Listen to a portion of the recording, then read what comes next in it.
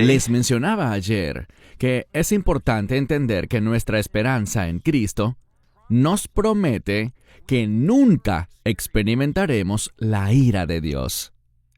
Y cuando miramos el libro de Apocalipsis, vemos que la ira de Dios se anuncia en el capítulo 6, específicamente en el 6º sello. Pero escuchen con atención lo que les dije. Su ira, que es llamada la ira del Cordero, solo es anunciada en esa última parte del capítulo 6.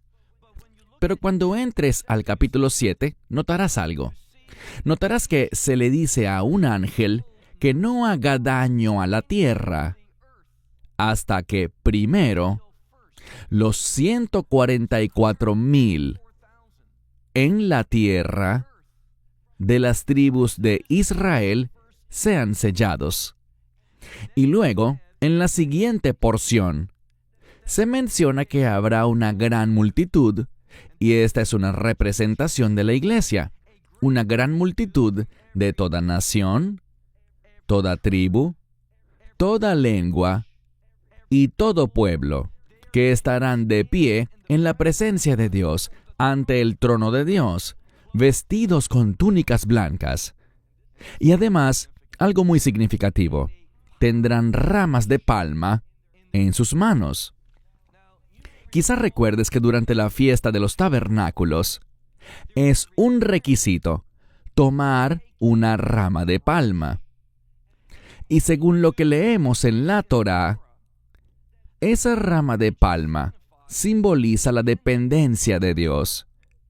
Por lo tanto, aquellos que estarán en la presencia de Dios, aquellos que estarán delante del trono de Dios, aquellos que habrán escapado al juicio de Dios, lo harán porque han dependido de Él.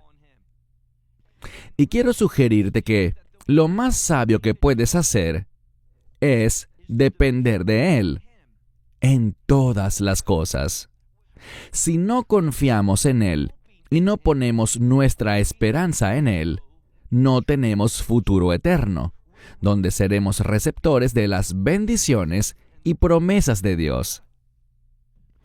Pero al avanzar en el libro de Apocalipsis, específicamente en el capítulo 8, con los juicios de las trompetas y luego los juicios de las copas, es allí donde la ira de Dios comienza.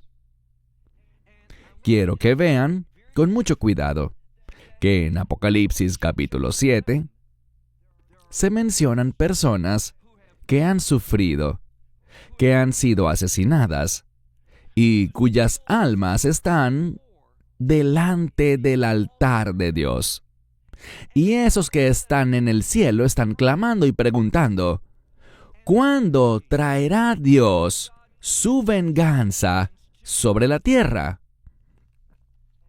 Y en cuanto a todos estos individuos que fueron asesinados, dice Apocalipsis 7:14, que ellos han salido de la gran tribulación. Hay mucha confusión sobre lo que esta gran tribulación significa. Si buscas en Google y lees lo que dicen los estudiosos cristianos en cuanto a la gran tribulación, ellos la asociarán con la segunda mitad de la semana 70 de Daniel, esos últimos 3 años y medio, y la vincularán con la ira de Dios. Esa es la visión predominante. Pero cuando examinas bien el libro de Apocalipsis, como ya les dije, al leer Apocalipsis 7:14, a Juan le preguntan, ¿quiénes son estas personas? Y acto seguido le dan la respuesta. Estos son los creyentes que han salido de la gran tribulación. Y lo que encontramos es esto, que esa gran tribulación ocurre antes de la ira de Dios. La gran tribulación no está vinculada a la obra de Dios, sino más bien a la obra de esa bestia, del imperio del anticristo. Y lo que quisiera que hagamos en esta sesión es que tomen sus Biblias y vayan conmigo a Apocalipsis capítulo 6, porque en este libro veremos que están los juicios de las copas, en Apocalipsis 16, y los juicios de las trompetas, a partir del capítulo 8. Y estos dos tipos de juicios representan la ira de Dios. Él es la fuente en esos eventos. Pero, ¿qué hay de los juicios de los sellos? ¿Quién es la fuente de estos sellos? Sabemos algo. Sabemos que el capítulo 5 dice que nadie era digno excepto el Mesías para abrir y romper los sellos, y así permitir que los eventos proféticos de Dios pudieran avanzar. Todo esto nos enseña algo. Nos enseña que Él es soberano. Me refiero a Cristo. Que Él está a cargo y que nada ocurrirá en esos últimos días a menos de que Él lo permita. Eso no significa que Él sea la causa de todo, pero sí tiene que permitirlo. Esto habla de su soberanía y cualquier cosa que suceda debe pasar por la voluntad permisiva de Dios. Vayan conmigo a Apocalipsis capítulo 6. Vamos a examinar los primeros 5 sellos y nos enfocaremos inicialmente en esos 4 jinetes. ¿Qué representan ellos? ¿Qué actividad está ocurriendo aquí? Versículo 1. Juan está hablando, y como ocurre en todo el libro de Apocalipsis, él está recibiendo visiones. Él está escribiendo lo que Dios le está revelando a través de estas visiones. Y dice aquí: y vi cuando el Cordero abrió el primero de los sellos, y oí a uno de los 4 seres vivientes decir, como con voz de trueno: ven y mira.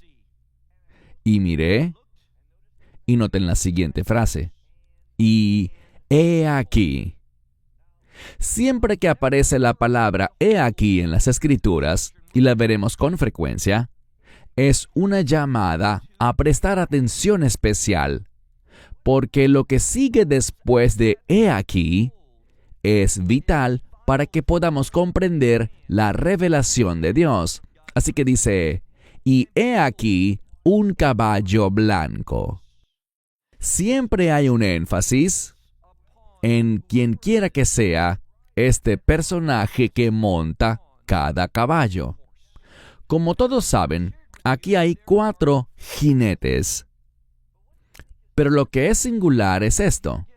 E insisto, solo notarás esto si lo estudias en el idioma original, porque se nos dirá 3 veces que están estos jinetes, el del caballo blanco, el del caballo rojo, el del caballo negro, y que se sientan sobre sus caballos, pero la frase sentarse sobre es la misma para esos 3 primeros jinetes.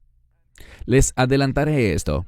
Cuando lleguemos al 4º jinete, notarán que él es único.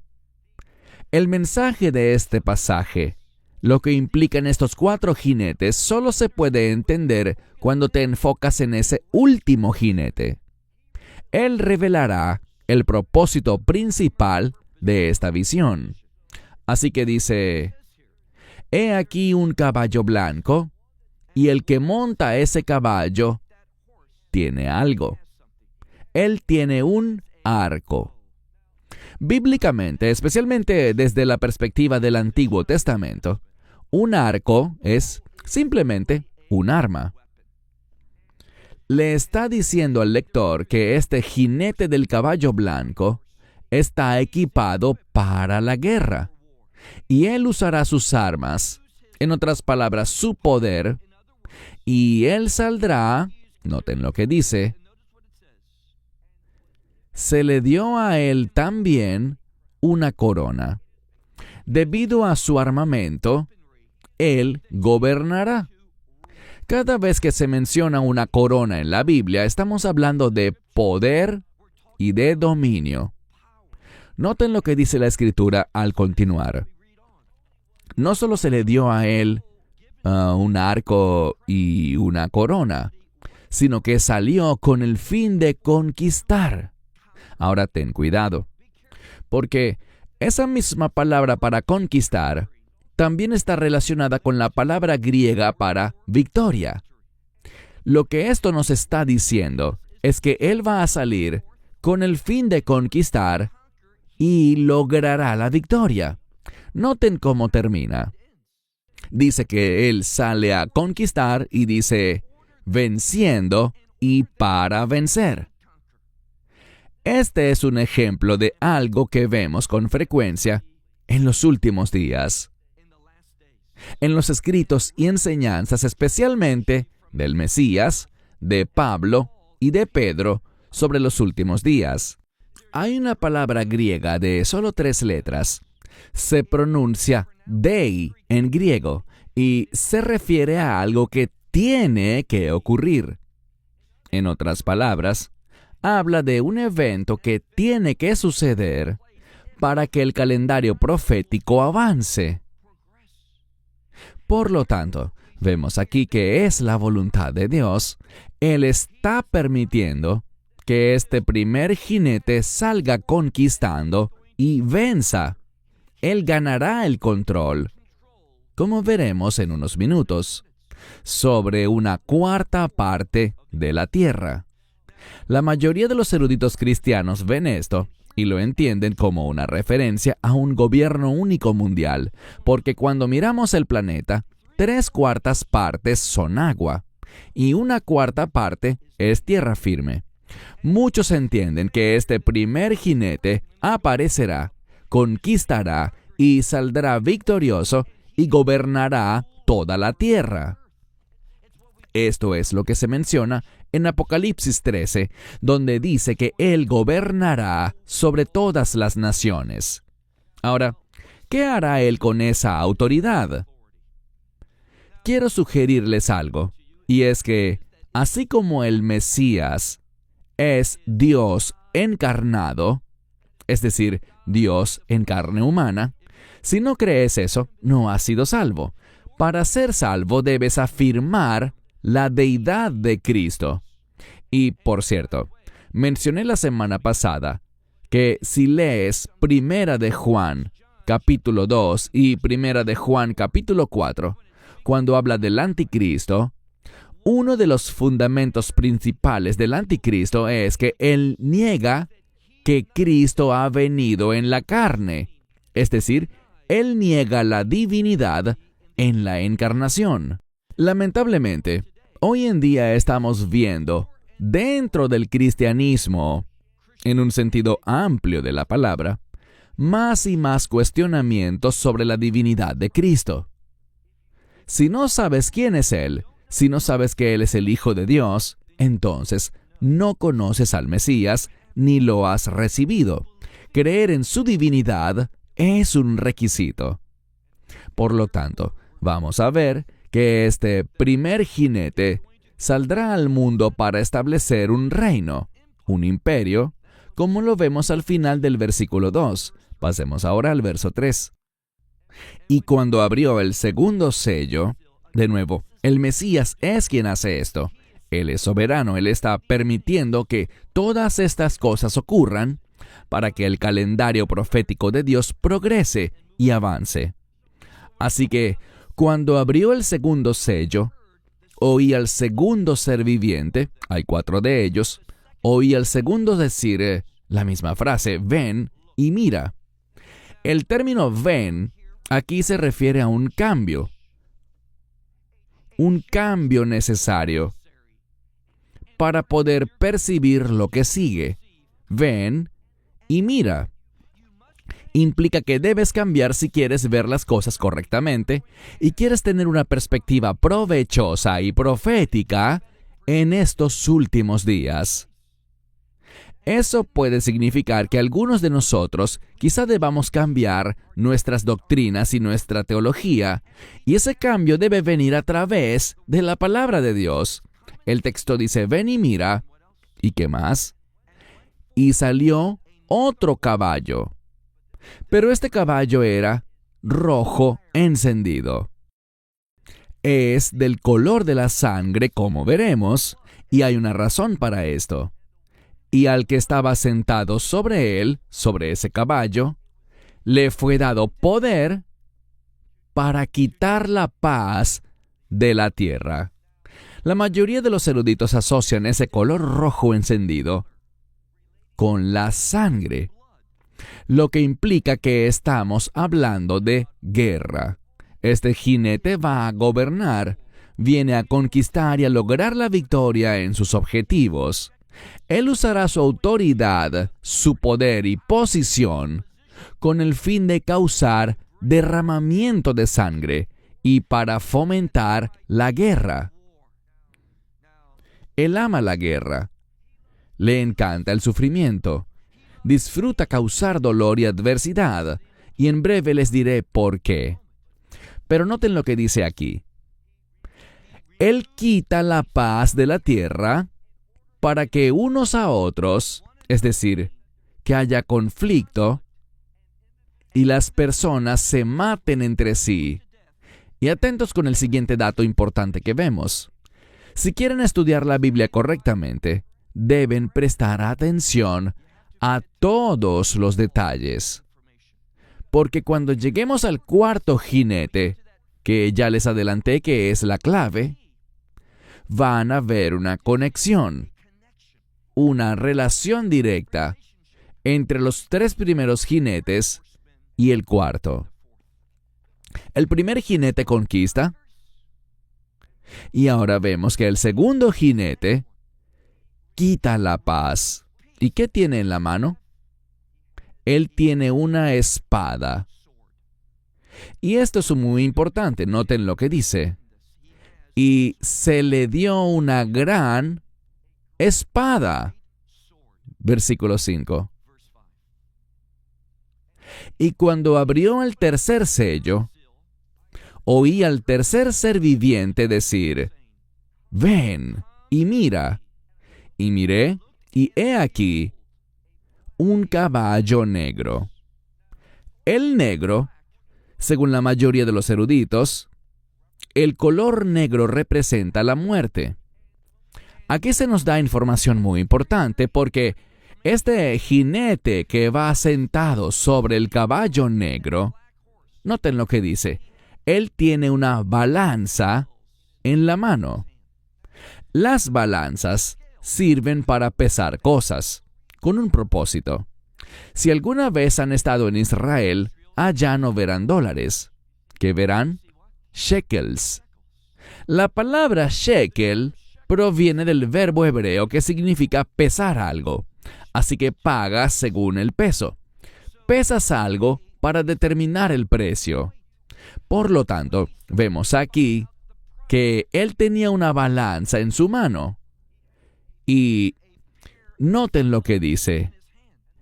Escuché una voz en medio de los cuatro seres vivientes, diciendo, una medida, y esta es una medida pequeña. De hecho, si haces un buen estudio de esta palabra, esa medida, y estamos hablando de trigo, del trigo obtenemos el pan. ¿Y de cuánto es esta medida? Esta medida es suficiente para alimentar a una familia. No una familia grande, sino una familia de 4 o 5 personas. Esa cantidad de trigo alcanza para que puedas hacer pan suficiente para alimentar una familia de 4 o 5 personas. ¿Y cuál es el precio de ese trigo, según la Biblia? Un denario. ¿Y qué es un denario? Muy simple. Es el salario diario de un trabajador normal, de un empleado común. Piensa en esto.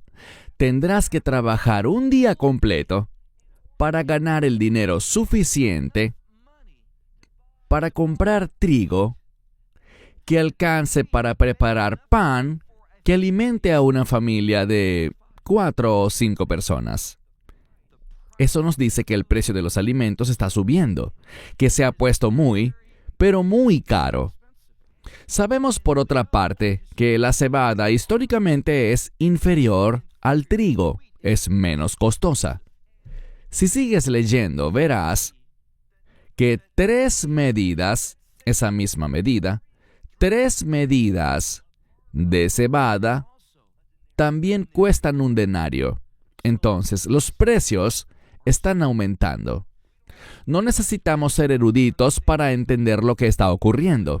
Cuando miramos las enseñanzas del Mesías, y les compartiré algo, al observar los juicios de los sellos, encontramos una gran correlación entre estos juicios y lo que el Mesías dijo en Mateo 24, Marcos 13 y Lucas 21 sobre lo que él llamó el principio de dolores. Cuando él dijo que habrá guerras, y ya hemos hablado de guerras, y que habrá terremotos, hambrunas y enfermedades. ¿Y qué estamos viendo aquí? Los precios de los alimentos se disparan durante una hambruna o después de un terremoto. Cuando ocurren desastres naturales, los alimentos escasean y eso es lo que estamos viendo aquí. El precio de la comida es increíblemente alto. La mayoría de los estudiosos lo relacionan con la ocurrencia de hambrunas o terremotos. Y vemos algo más. Dice, y al aceite y al vino, no les hagas daño.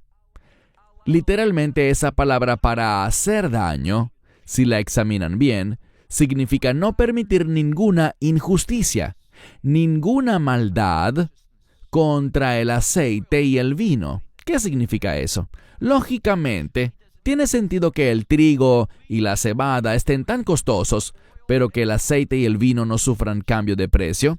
No es lógico, pero hay una razón. El aceite, frecuentemente, se relaciona con la unción del Espíritu Santo. Habrá guerras, explotarán conflictos, y como veremos más adelante, surgirá una gran inestabilidad en todo el mundo. Saben, en este país, ustedes van a experimentar, y no soy profeta, pero en algún momento del futuro cercano, ustedes estarán en una situación financiera peligrosa y difícil. Quiero decir, un país no puede tener, ¿cuánto es? 35 billones de dólares en deuda y pensar que esto puede continuar normalmente. Estados Unidos está imprimiendo aproximadamente unos 10,000 millones de dólares de la nada. Están imprimiendo billetes. 10,000 millones, tengo entendido, cada hora. Simplemente fabricando dinero. Y a medida que ese dinero entra en la economía, en algún momento, alguien se dará cuenta de que el dinero que tienes en tu bolsillo no tiene valor. No te sorprendas si ocurre lo que ocurrió en Grecia hace unos años, cuando enfrentaron problemas económicos. ¿Qué hizo el gobierno griego? Aplicó un impuesto general de 25%, es decir, lo que sea que tuvieras ahorrado en tus inversiones y en tu retiro, lo que tuvieras en tu cuenta bancaria, de todo lo que tuvieras ahorrado, ellos te quitaron el 25%. Las cosas cambiarán financieramente en este país. Vemos que cuando hay inflación causada por la impresión desordenada de dinero, cuando hay inflación, los precios de los alimentos se disparan. Vemos de manera innegable que se avecina un cambio. Y noten lo que dice. El aceite, la obra del Espíritu Santo, no se verá afectada. Sin importar lo que ocurra económicamente o políticamente, el Espíritu Santo es soberano y continuará obrando. Seguirá guiando, dirigiendo y dándole poder al pueblo de Dios. Hay algo más. Noten que no solo el aceite no sufrirá daño, sino que el vino tampoco se verá afectado. En la Biblia, el vino se relaciona con dos cosas. Principalmente el vino se relaciona con gozo, y en el libro del Cantar de los Cantares, el vino se asocia con el amor. A pesar de los tiempos difíciles, a pesar de los precios altos y la escasez de alimentos, tu gozo no depende de tus circunstancias. De la misma manera que vimos anoche, que Dios puede proveer el maná escondido, Dios también puede mantenerte gozoso, mantenerte en su paz. Él puede proveer y tú podrás dar testimonio a través de Él de que todavía sigues teniendo gozo. Porque tu gozo no está basado en tus circunstancias, sino en las promesas de Dios. Vemos aquí que Dios no permitirá que la unción del Espíritu, ni el gozo del Señor, que es nuestra fuerza según el libro de Nehemías, se vean afectados. Pero mira ahora el versículo 7. Cuando abrió el cuarto sello, oí la voz del cuarto ser viviente diciendo, lo mismo, ven y mira. Y miré, y he aquí, atentos que hay algo interesante. Al observar este texto, la traducción en inglés que ven en pantalla dice, he aquí un caballo pálido. Pero no es la palabra pálido o pale. Algunas Biblias dicen un caballo amarillo o amarillento, pero tampoco es así. E insisto, no me crean a mí. Si hacen un buen estudio de esta palabra, está relacionada con una sustancia que hace que las plantas sean verdes. Así que la mejor forma de traducir el color de este caballo es como un caballo verde. Lo interesante es que encontrarás la palabra hebrea equivalente, la traducción o su contraparte en hebreo de este término griego, lo hallarás en una ubicación muy específica en Jeremías 37. ¿Y qué vemos allí? Allí vemos un ejemplo de sufrimiento. El profeta hace una pregunta, y esa pregunta es, ¿puede un hombre dar a luz a un hijo? Aunque el mundo hoy en día está confundido en ese tema, sabemos la respuesta. La respuesta es no. Y Jeremías dice, estoy confundido, porque al observar, veo a hombres inclinados con las manos sobre sus lomos, sobre su área estomacal, y están sufriendo, y sus rostros están verdes. El verde en la Biblia representa dolor y sufrimiento intenso. Lo que esto nos dice es que este cuarto jinete está montando un caballo verde, que representa adversidad, representa sufrimiento y dolor. Y por cierto, el término hebreo Satán es una palabra hebrea y literalmente la palabra Satán en hebreo se relaciona con adversidad. A Satanás le encanta traer adversidad a tu vida. Por eso es llamado el adversario. Y se deleita en el dolor. No en su propio dolor, sino en ver sufrir a los demás. Y hacia eso es hacia donde se dirige este mundo. Me asombra porque hay muchos movimientos cristianos populares, muy populares, en franco crecimiento, que están ganando terreno en varias partes del mundo. ¿Y qué están enseñando? Están enseñando que la iglesia va a salir triunfante en esta era, que la iglesia tomará el control y convertirá a los gobiernos del mundo, a las universidades y academias, a las artes y a los medios de comunicación, y que tomaremos el control de todas estas esferas de la sociedad. Ese es un mensaje popular. A la gente le encanta oírlo. Se emocionan mucho. Pero insisto, yo no lo veo en la Biblia.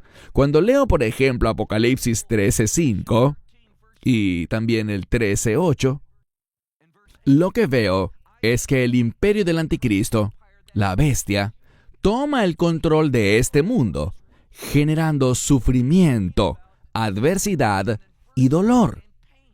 Recuerda lo que vimos anoche.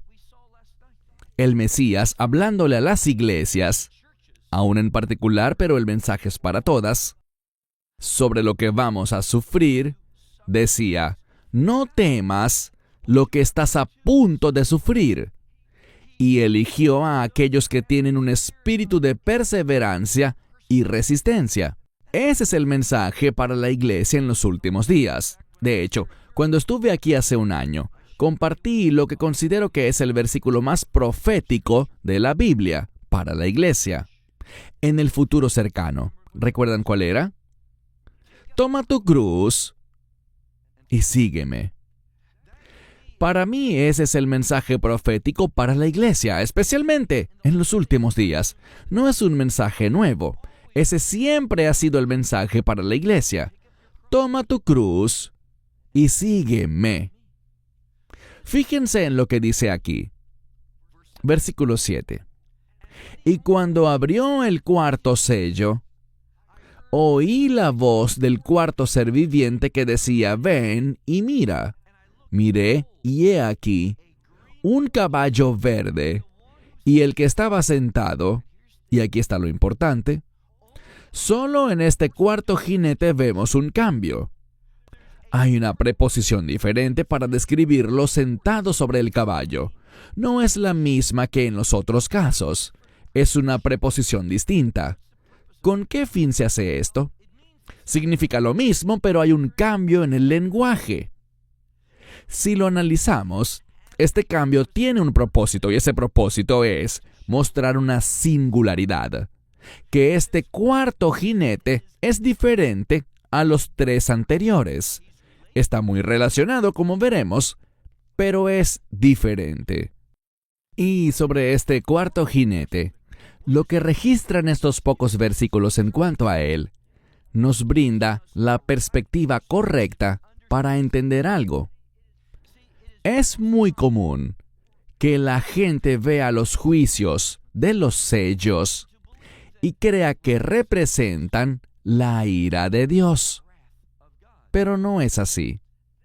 Esto no proviene de Dios, y creo que puedo demostrarlo en unos minutos. Esta inestabilidad, esta conquista que avanza, estas guerras, estas hambrunas y pestilencias, y quizá terremotos, el alza de los precios de los alimentos, nada de eso está relacionado con Dios. Él sabe que ocurrirá. Él lo está permitiendo, pero Él no es la fuente. Y esto debemos tenerlo bien claro. Así no es como Dios obra. Pero Dios es libre de usar cualquier cosa para sus propósitos. Él permite que eso ocurra, y sabremos por qué en un momento. Pero mira lo que dice aquí. Aquel que estaba sentado, podríamos decir sobre el caballo, pero recuerda que es una palabra diferente.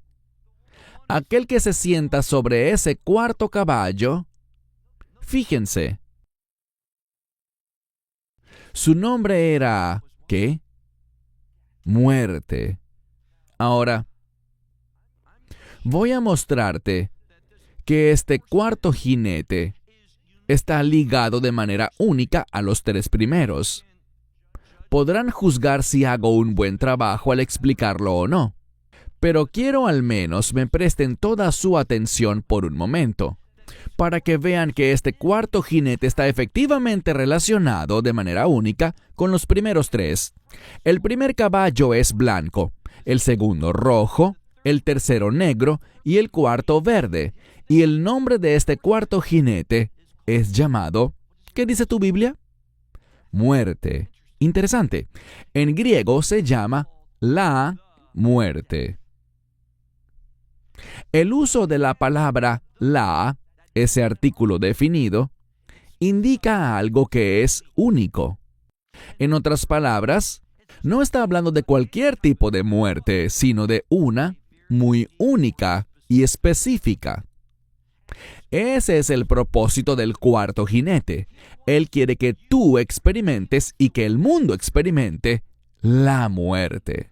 Es decir, la muerte eterna, la condenación.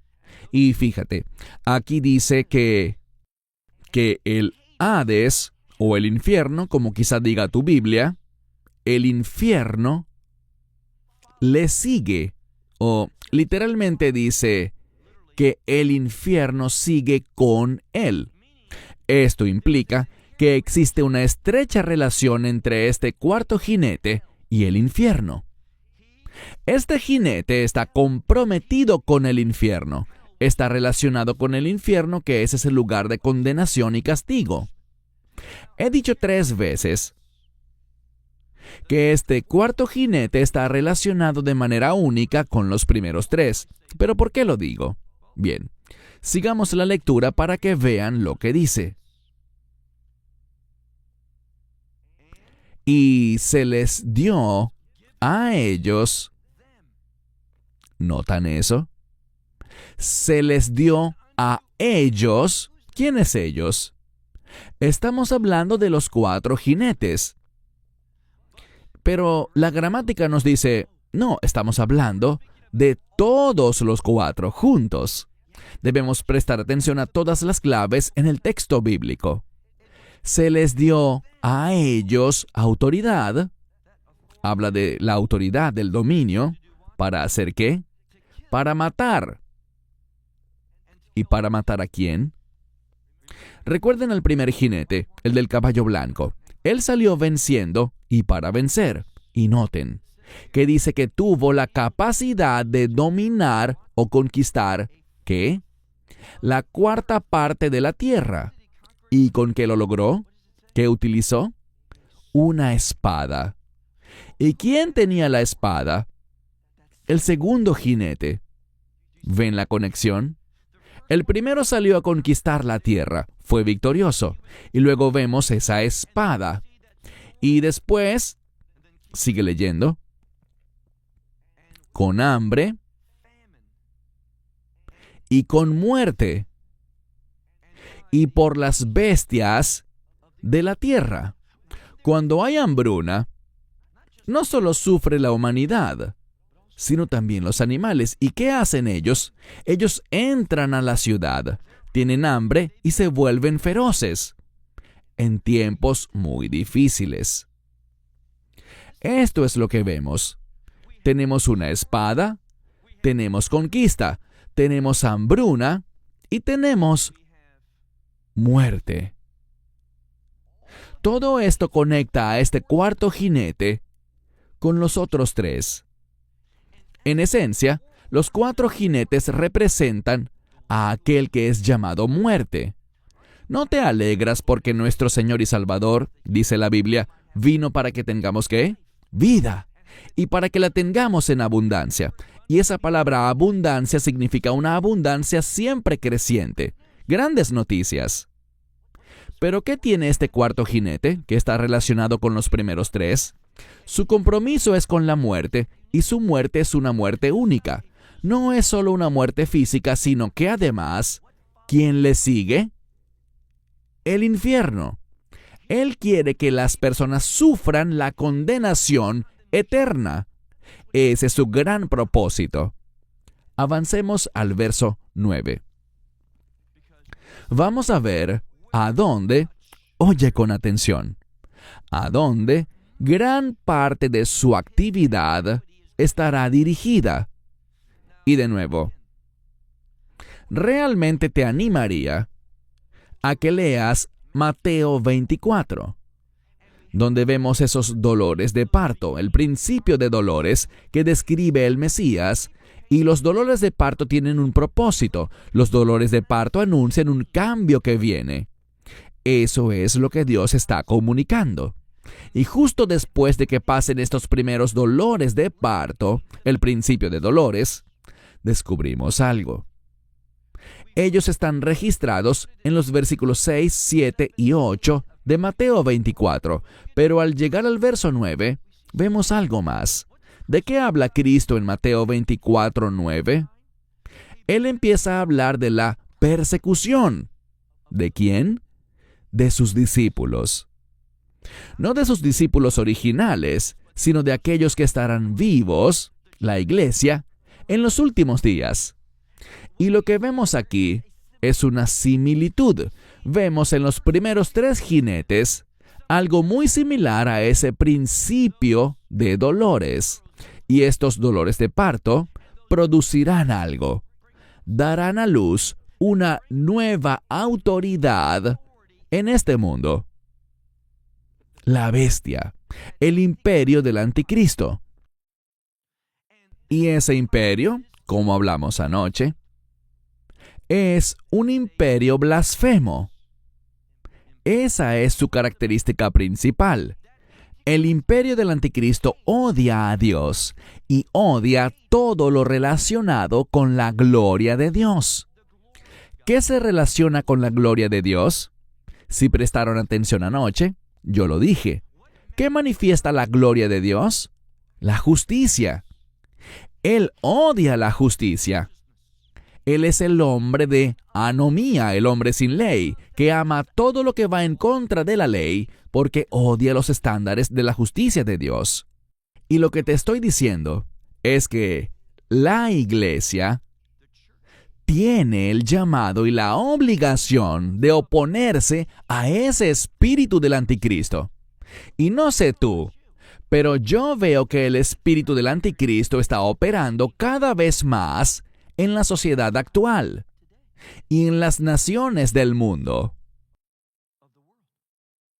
Veo una transición que viene de los sistemas de gobierno que conocíamos a un sistema de gobierno que estará en contra de los estándares de la justicia de Dios. Y las únicas personas que se opondrán y que dirán, nosotros estamos en contra de esto, esto no es lo que somos como creyentes, será la iglesia. Por eso es que dice el versículo 9, y cuando abrió el 5º sello, miré, aquí está, y debajo del altar estaban las almas de los que habían sido asesinados. ¿Y por qué fueron asesinados? Por causa de la palabra de Dios y por causa del testimonio que tenían. Yo no veo que eso se relacione en lo absoluto con lo que muchos llaman los santos de la tribulación. ¿Por qué no lo veo así? Porque ellos enseñan que los santos de la tribulación son aquellas personas que llegan a la fe en medio de la tribulación, es decir, cuando la ira de Dios ya ha comenzado. Pero estamos en el libro de Apocalipsis, ¿en qué capítulo? Capítulo 6. La gran tribulación de la que estamos hablando ahora mismo, que se menciona en Apocalipsis 7:14, todo eso ocurre antes de que comience la ira de Dios en el libro de Apocalipsis. Tenemos que entenderlo correctamente. No crean solo lo que oyen, crean lo que leen y estudien para presentarse aprobados. La ira de Dios aún no ha comenzado. De hecho, estamos en el 5º sello. Y debo insistir en esto. Es solo en el 6º sello cuando la ira del Cordero, es decir, la ira de Cristo, es anunciada. Todavía en este punto no sucede, solo se anuncia. Pero recuerden, al principio del capítulo 7, un ángel dice, esperen. Y le habla a los 4 ángeles, esos que tienen la ira de Dios, para empezar a derramarla. Y les dice, esperen, no hagan nada, hasta que se cumplan 2 cosas más. Versículo 9. Vi debajo del altar las almas de los que habían sido asesinados por causa de la palabra de Dios y por el testimonio que tenían. ¿Qué significa eso? Que estaban comprometidos con la palabra de Dios, no solo creyéndola, sino que tenían un testimonio. Eso somos tú y yo. Somos llamados a manifestar nuestra fe. Somos llamados a demostrar lo que creemos. Y cada vez será más y más y más peligroso, aquí mismo, en tu ciudad y en cada ciudad, hacer justo eso. Tú serás marginado. Te llamarán intolerante. La predicación de fe, aquella que agrada a Dios, que está alineada con sus estándares de justicia y que denuncia lo que Dios califica como una abominación, haz eso y serás detenido por discurso de odio. Hacia allá se dirige este mundo. ¿No lo ven? El mundo se está moviendo exactamente hacia lo que debemos esperar, pues se nos ha anunciado proféticamente.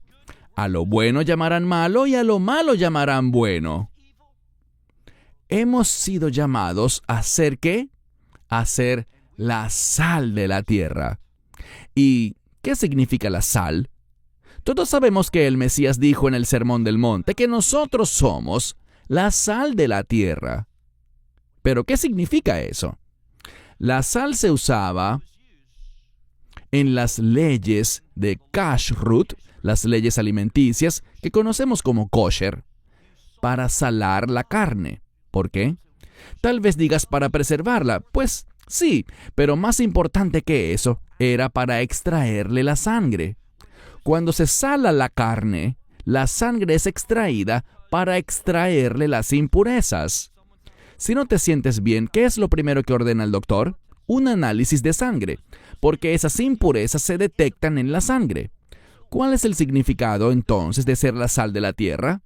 La sal no es un condimento en el Medio Oriente.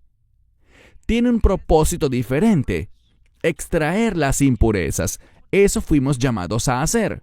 Fuimos llamados a permanecer en este mundo y denunciar lo que es impuro para ser una influencia santificadora. Esa es la iglesia. Y vamos a sufrir a medida que avanzamos hacia los tiempos finales. La iglesia sufrirá cuando nos comportemos como debemos comportarnos, cuando manifestemos compromiso con las cosas de Dios. Así que, leemos aquí, que habla de la muerte. Miré, y debajo del altar estaban las almas de los que fueron asesinados por causa de la palabra de Dios y del testimonio que tenían. Versículo 10. Y clamaron a gran voz, diciendo, ¿hasta cuándo? Ahora, en hebreo tenemos esta expresión. Estamos leyendo en griego, pero en hebreo decimos algo igual. Ad matai. ¿Hasta cuándo? Y esa expresión, si sabes hebreo y vives en Israel, la escuchas todo el tiempo. De hecho, con lo que está ocurriendo hoy en pleno 2024, esta guerra, la gente lo dice todo el tiempo. Ad matai. ¿Cuándo actuará Dios y traerá un cambio de justicia? En otras palabras, ¿cuándo se moverá Dios para poner las cosas en orden? Siempre que alguien diga ad matai, es porque las cosas están corruptas. Las cosas están fuera del plan y de los propósitos de Dios. Es lo que vemos aquí. Dicen, ¿hasta cuándo, oh Señor, santo y verdadero? Estas palabras no están escritas por casualidad. Santo ¡Qué palabra tan importante! Si alguien te preguntara, ¿qué es la santidad? ¿Cómo responderías? La mejor respuesta es, la santidad siempre está conectada con cumplir los propósitos de Dios. Eso es lo que ellos desean.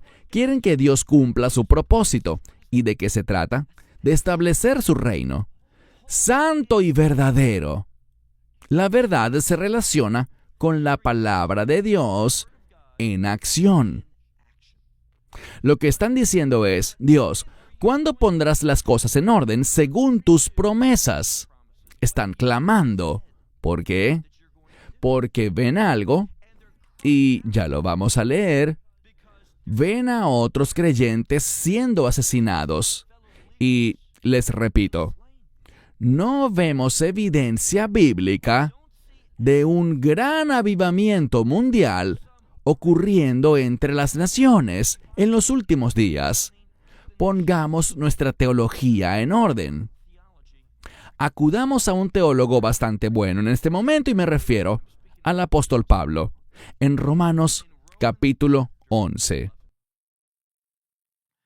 Cuando la ira de Dios, que todavía en este punto no se ha iniciado, cuando la ira de Dios comience, con el derramamiento de su ira, Él volverá su atención a Israel, y ya no más en la iglesia. ¿Por qué?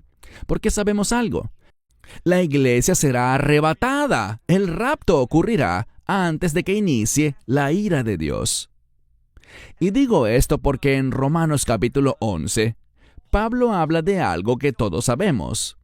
Él habla de la plenitud de los gentiles. Y si lees ese capítulo, Pablo dice que cuando la plenitud de los gentiles entre, Dios se virará. Cuando el número de los gentiles alcance su medida total, Él quitará su enfoque de la iglesia, porque habrá removido a su iglesia, y lo dirigirá hacia Israel. Lo que vemos aquí, en las Escrituras, es que Dios aún está trabajando con la iglesia. ¿Por qué lo digo? Porque ellos claman, ¿hasta cuándo, Señor, santo y verdadero? Hasta que tú juzgues y vengues. La semana pasada hablamos mucho sobre esta palabra, vengar. Lo que significa es traer justicia a una situación. ¿Y qué es justicia? La voluntad de Dios. Dios poniendo las cosas en su orden. Ellos preguntan, ¿cuándo juzgarás? Y a través de ese juicio de Dios se producirá un resultado de justicia. ¿Cuándo juzgarás y vengarás? ¿Quién habla aquí? ¿Qué es lo que dice? Nuestra sangre. ¿Será que habla de la sangre de los supuestos santos de la tribulación? No. Nuestra sangre se refiere a la sangre de la iglesia, de aquellos que fueron asesinados por su compromiso con la palabra de Dios, no solo creyéndola, sino viviéndola.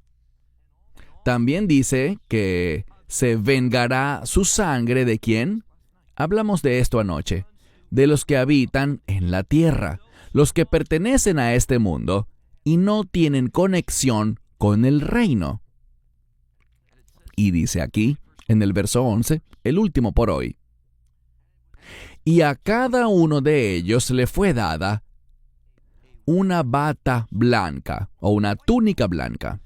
Recuerden, estamos en el capítulo 6, pero cuando lleguemos al capítulo 7, vamos a ver una descripción muy singular. Si leen Apocalipsis 7, 9 al 10, verán que hay una gran multitud de toda tribu, toda nación, todo pueblo y toda lengua. Y ese toda lengua implica toda cultura. La iglesia es la entidad más diversa en la faz de la tierra. Esta es su iglesia, de toda nación, todo pueblo, toda tribu, toda cultura. Nos habla de todos los que confiamos y dependemos de Él. ¿Recibiremos una bata blanca y será eso para los supuestos santos de la tribulación? No. Es para los que sirvieron fielmente a Dios antes del derramamiento de su ira.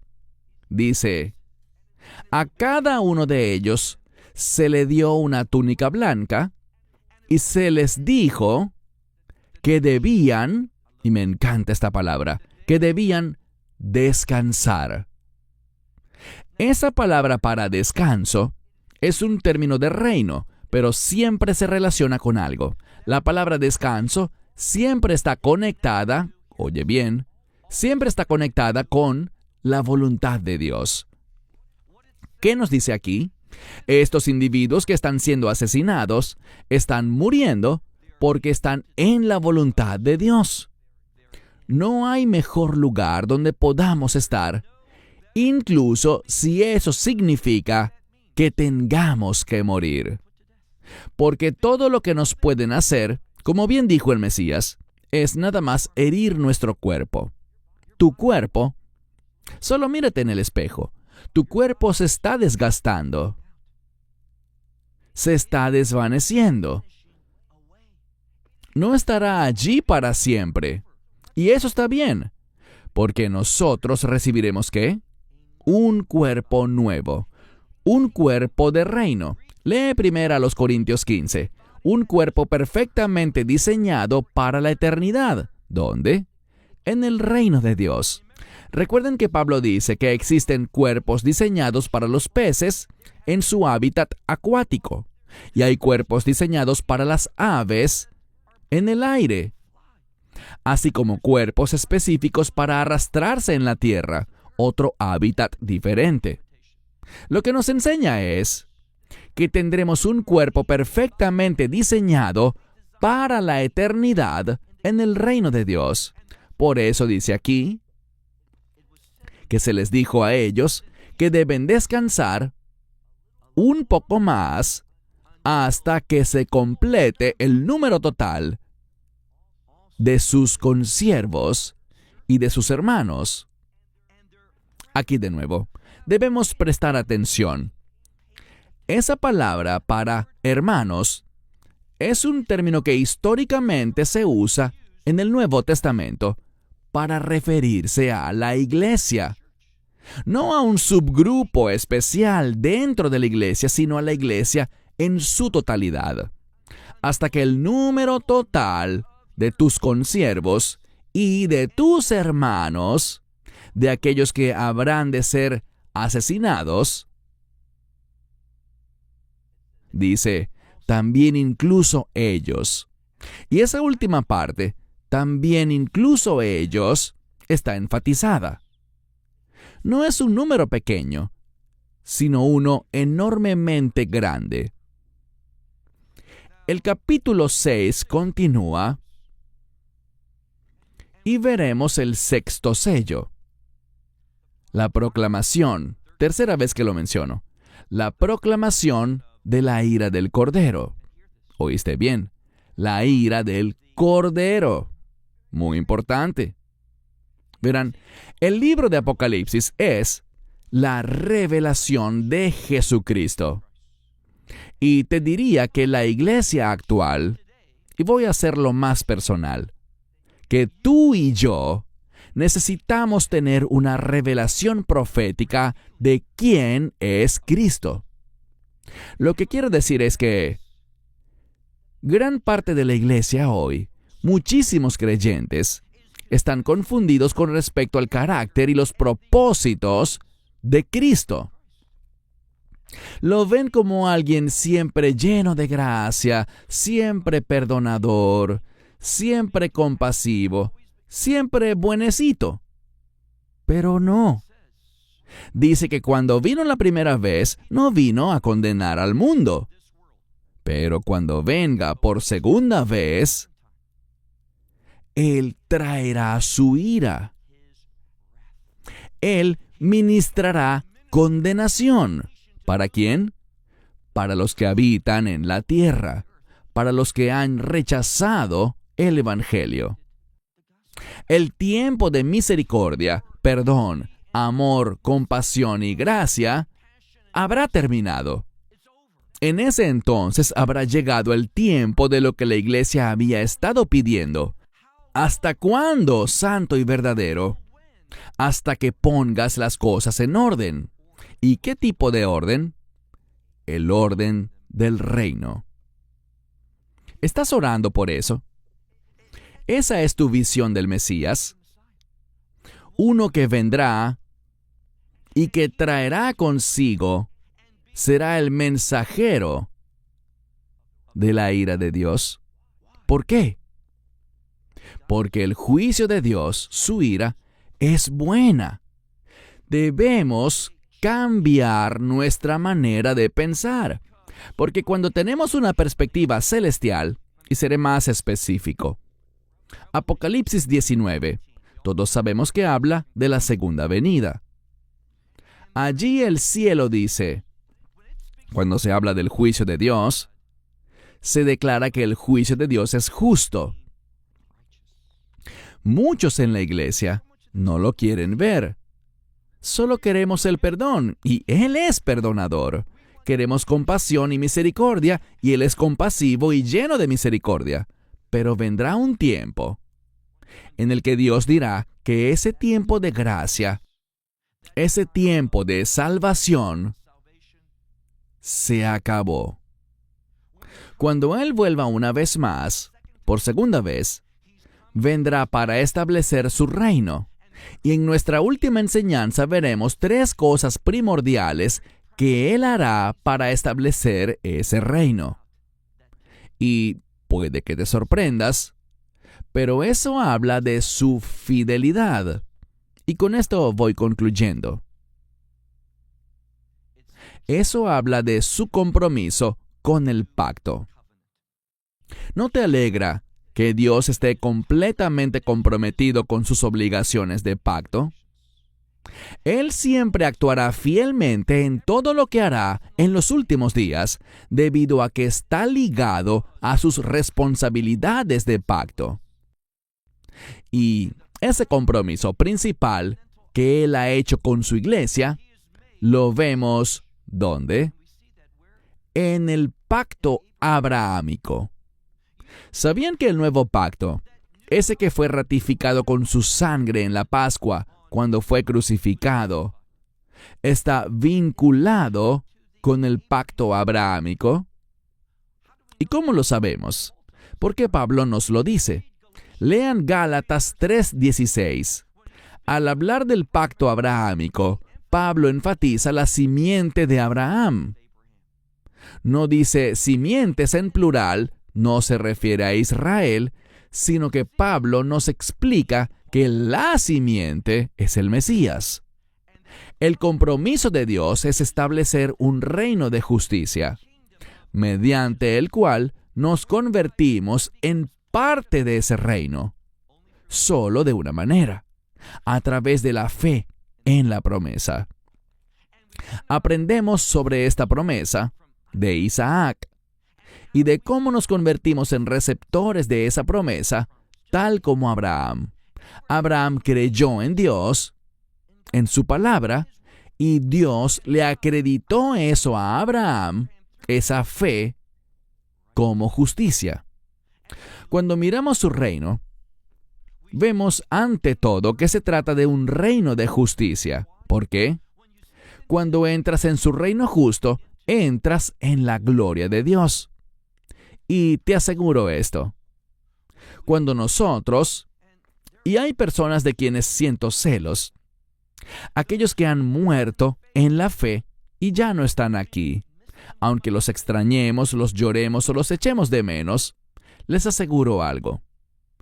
Ellos no están lamentándose por nosotros. Ellos no están de luto. Ellos están regocijando en la presencia del Señor, Dios Todopoderoso. Y están experimentando la gloria eterna de Dios.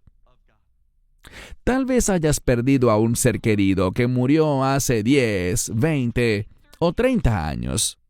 Pero para ellos, ustedes se van a reunir. Y para ellos será como si no hubiese pasado el tiempo para volver a estar juntos. Porque cuando estás experimentando el reino de Dios, el tiempo ya no existe. Dios tiene promesas maravillosas.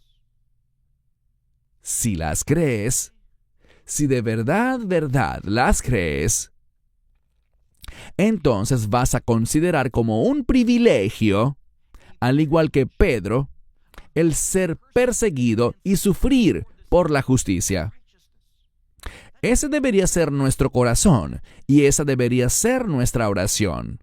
Dios, busco oportunidades para sufrir por ti y manifestar tu palabra y tener ese testimonio de que te pertenezco a ti y tengo esa esperanza de reino. Ese es el llamado de la iglesia. Padre Dios, te agradecemos porque nunca nos dejarás ni nos abandonarás. Y has prometido que contigo y por medio de ti todo es posible. Te alabamos, Señor, y sabemos que nos fortalecerás y nos prepararás para mantener un testimonio fiel, incluso en medio de tiempos muy difíciles. Porque nuestra esperanza no está en nosotros mismos, sino en la unción y provisión de tu Espíritu Santo. En el nombre de Jesús oramos. Amén. Esperamos que te hayas edificado con el mensaje de hoy y lo compartas con otros. Te invitamos a seguir nuestros estudios cada semana por este canal y por el portal de YouTube de Amarás a Israel. También puedes descargar nuestra aplicación móvil gratuita, Mi Estudio Bíblico. Finalmente, para obtener más información sobre nosotros, visita nuestra web amarasaisrael.org, donde encontrarás otras conferencias de Baruch en audio, video y texto. Hasta el próximo programa. Que el Señor te bendiga en Yeshua HaMashiach, Jesús el Mesías, mientras caminas con Él. Shalom desde Israel.